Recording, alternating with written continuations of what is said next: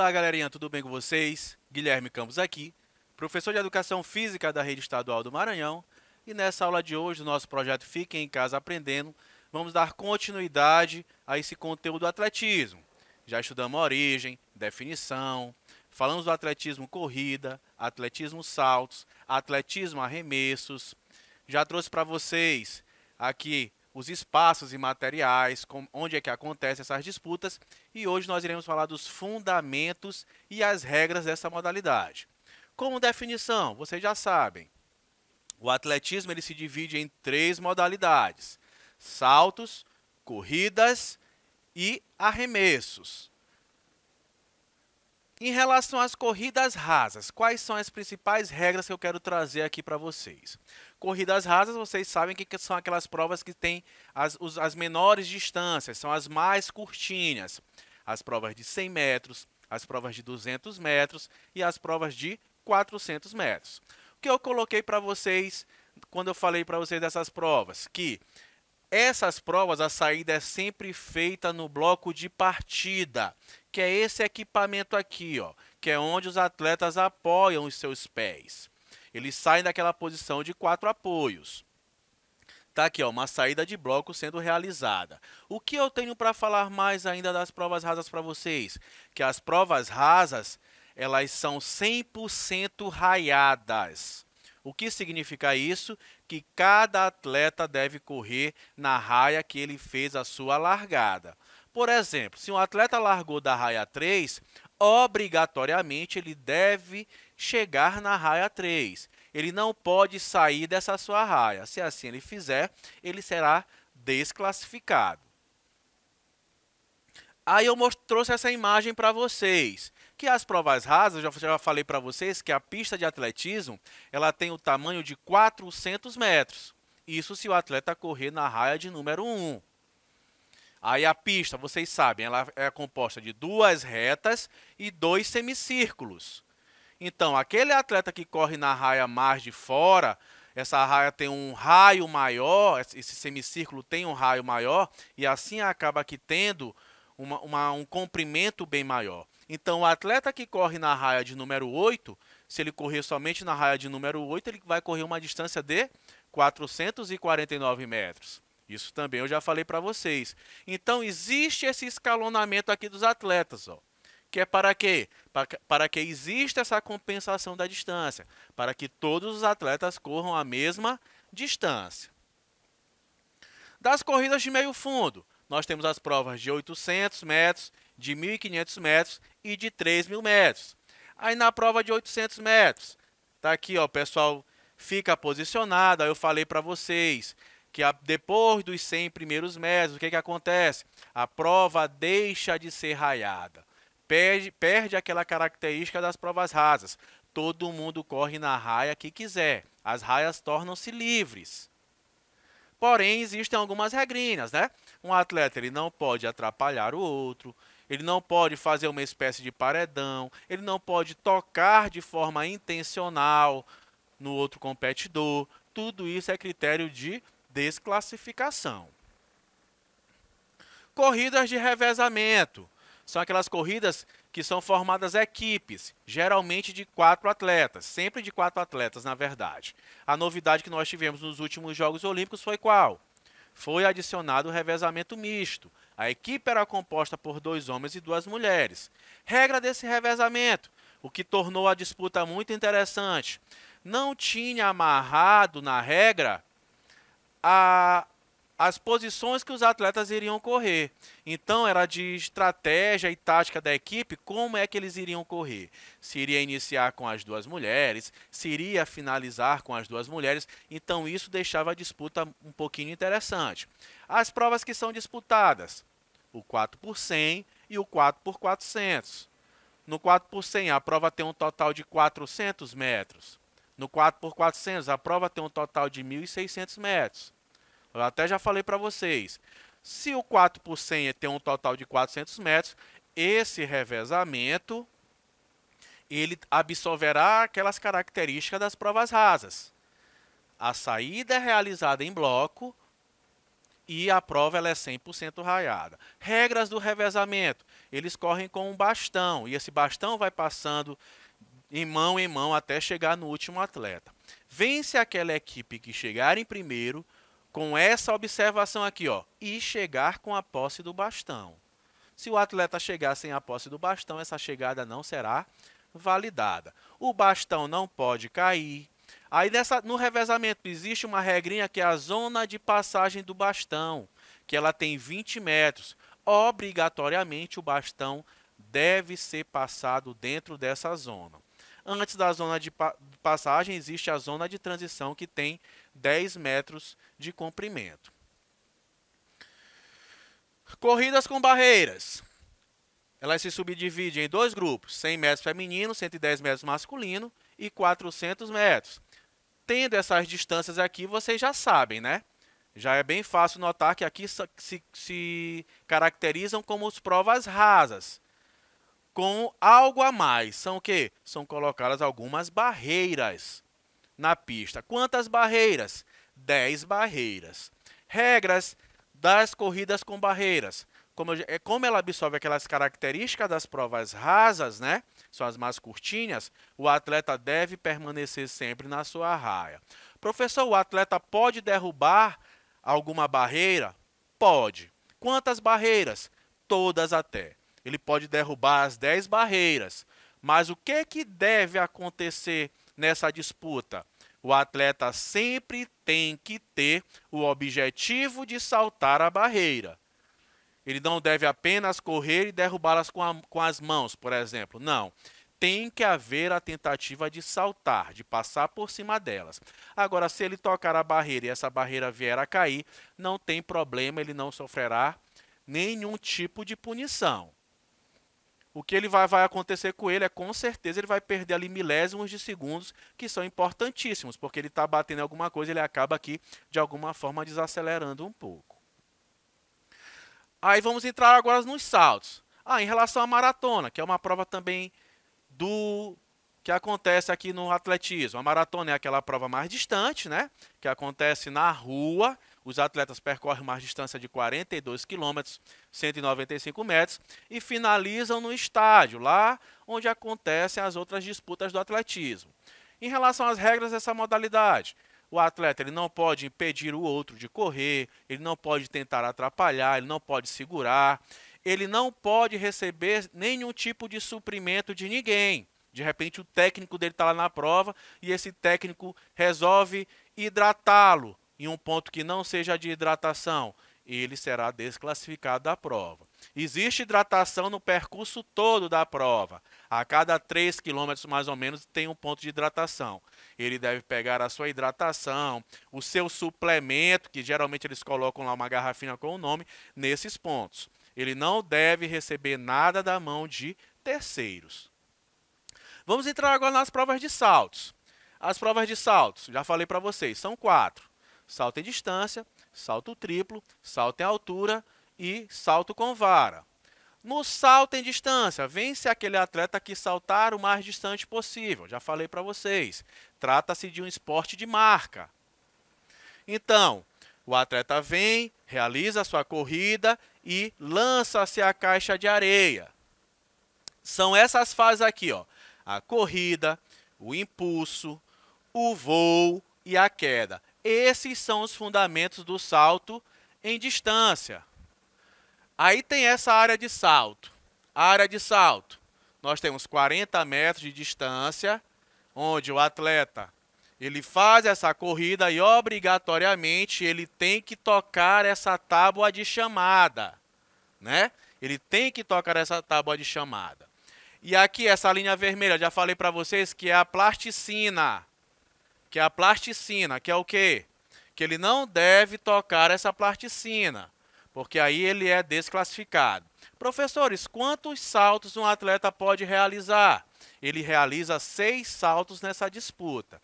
Aí já falei para vocês, os atletas não têm a obrigatoriedade de realizar os 6 saltos. Eu fui na minha primeira corrida. No meu primeiro salto, eu realizei um excelente salto e nessa primeira rodada ninguém conseguiu superar, eu posso, por exemplo, ficar o segundo, o terceiro, o quarto salto sem saltar. Fato é, vence aquele que saltou o mais distante. Professor, eu realizei um primeiro salto e esse meu salto foi o melhor de todos. Você venceu a prova. Não precisaria nem saltar aquelas outras 5 vezes. Mas todo mundo tem 6 tentativas de saltos. Essa aqui é a área. Essa tábua de chamada fica a distância de 1 a 3 metros da caixa de areia. Salto triplo. Mesma lógicazinha do salto em distância, mesma quantidade de tentativas, só que aqui o atleta realiza 3 saltos consecutivos. Aí eu mostrei para vocês, se ele inicia com a perna direita, o segundo passo também será com a perna direita e alterna apenas no último salto, no terceiro salto.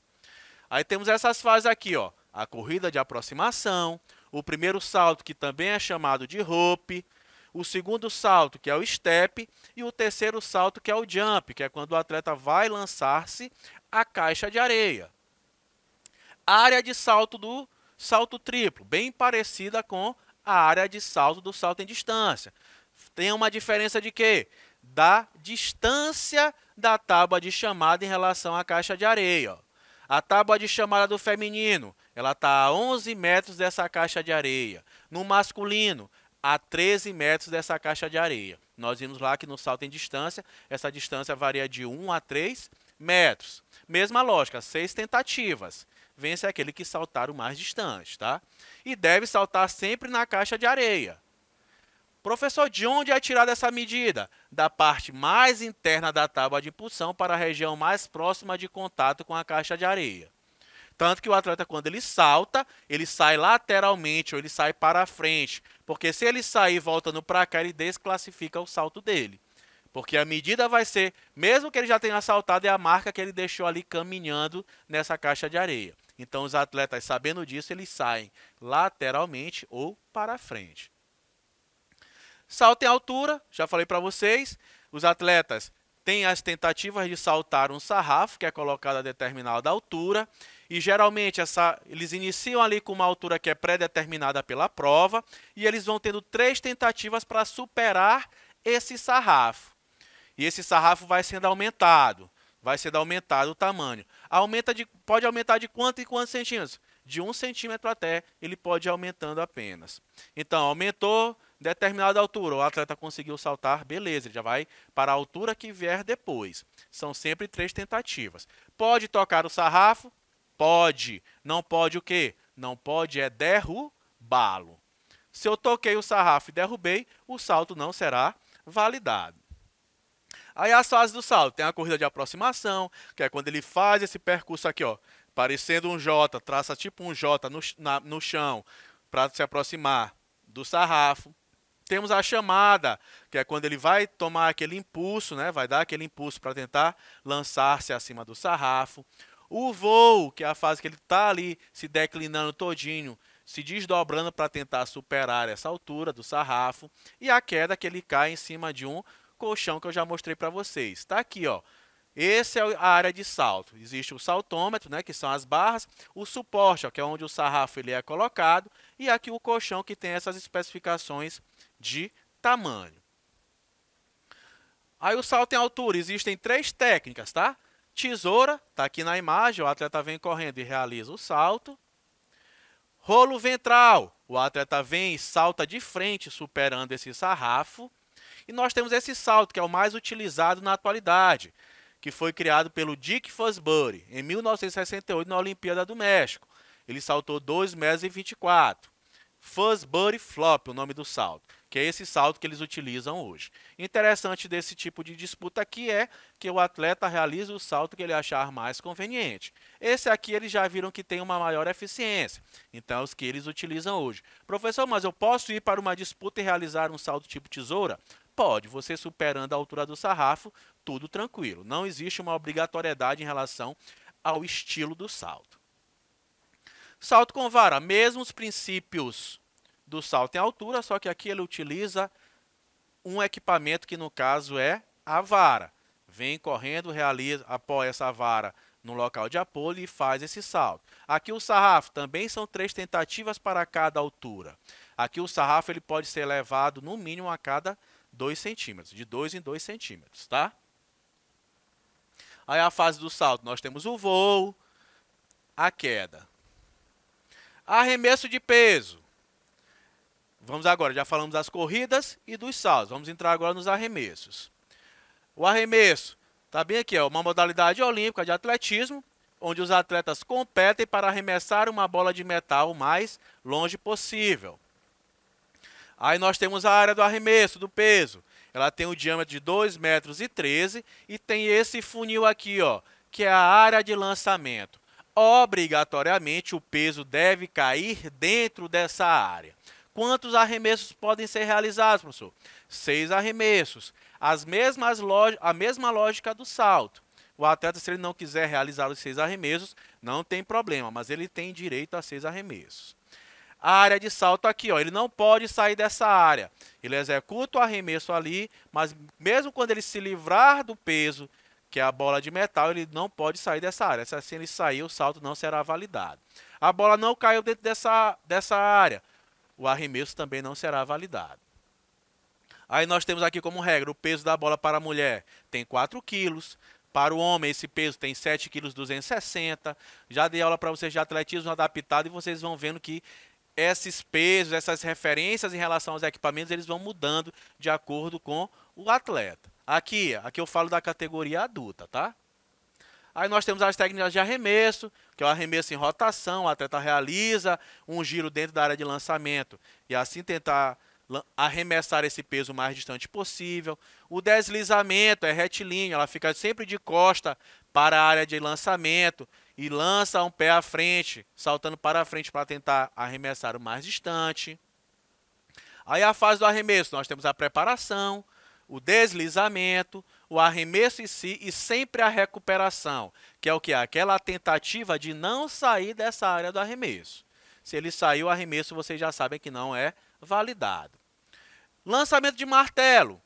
É a mesma lógica do arremesso de peso. Lançar o martelo o mais distante possível, né? A área de lançamento é o mesmo tamanho, 2,13 metros. O funil, vocês já sabem, tem que cair dentro dessa área. O que é interessante do martelo, eles ficam dentro de uma gaiola de proteção. Caso ele realize um arremesso errado, tenha um local ali para receber o impacto desse equipamento. As especificações do martelo tá aqui, ó. Tem a alça, tem a manopla, a alça e a cabeça. Fases do lançamento. Tem a empunhadura, que é a forma que ele segura o martelo. Os molinetes, que são os giros que ele realiza com esse martelo acima da cabeça. Os giros em si, tudo com o objetivo de tentar pegar mais movimento ali, mais força. E o lançamento. Está aqui realizado um lançamento. Lançamento e a fase de reversão, né? Que é onde ele não pode sair da área de lançamento. Lançamento de disco. Tem 2,50 metros. É um pouquinho maior do que a área de lançamento do martelo. Mas o martelo pode ser realizado no mesmo local também. Eles só fazem uma espécie de adaptação lá para ter aquele diâmetro de 2,13 m. Mesma lógica. Vence quem lança o disco mais distante, né? As especificações. O disco do masculino tem 2 kg. Do feminino, 1 kg. As fases aqui do lançamento. Nós temos a empunhadura. Ele segura esse disco, mas não é com tanta firmeza, é de forma ali relaxada. A posição inicial, está aí a imagem para vocês. Os giros que são realizados, tudo com o objetivo de fazer com que esse disco caia o mais distante possível. E o lançamento em si. Depois do lançamento, qual é a fase que tem? A reversão. Aquele objetivo, a reversão, recuperação, para não sair daquela área de lançamento. E por último, nós temos o lançamento de dardo, que é uma espécie de lança. Tá aqui a atleta realizando a sua corrida frontal. A área de lançamento, ó, tem uma distância de 36,5 metros, com uma raia de 4 metros. A atleta realiza a sua corrida aqui e lança o dardo. Tem que cair dentro da área, obrigatoriamente. As especificações: no peso do feminino, 600 gramas, no masculino, 800 gramas. Aí nós temos a cabeça, o corpo e a empunhadura de corda. Aí a fase do lançamento, a corrida frontal, a primeira imagem, a corrida lateral, que é quando ela começa a se preparar para realizar o lançamento em si. Tá aqui, essa posição mais ou menos que os atletas ficam. E a fase de recuperação, como em todos os outros lançamentos, tem essa fase de recuperação que era para tentar não ultrapassar o limite que existem lá na arraia. Então, galera, eu vou ficando por aqui. Espero que vocês tenham entendido, compreendido aí um pouquinho sobre o atletismo, seus fundamentos e suas regras. Até a nossa próxima aula. Vamos para cima, hein?